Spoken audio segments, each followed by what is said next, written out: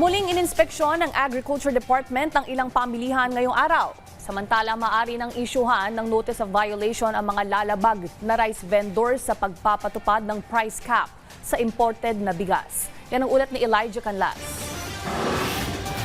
Nagsagawa ng surprise market visit ang Department of Agriculture sa pangunguna ni Agriculture Assistant Secretary Genevieve Guevara kaugnay ng mga report na may hindi sumusunod sa 50 pesos price cap sa imported rice.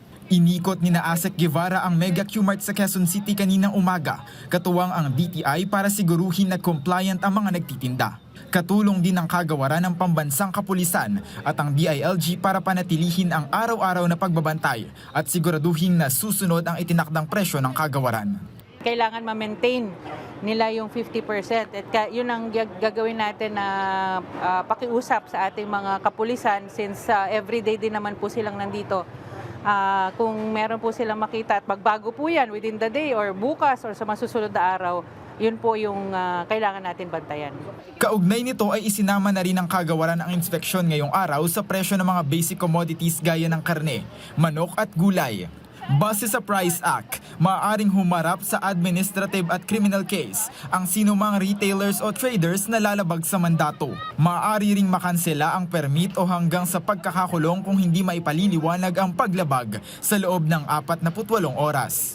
Ipinaliwanag naman ng kagawaran na ang 53 pesos suggested retail price o SRP sa lokal na bigas ay gabay lamang at maaari ring magbenta ng mas naaayon sa kanilang kuha. Kaibahan ito sa talagang rice price cap na ipinatutupad ng executive order na dapat sundin ng lahat ng rice sellers and retailers. Dagdag naman ng kagawaran, nagpahayag ng pagsuporta ang mga traders matapos ang isinagawang dialogo ukol sa ipinatutupad na polisiya.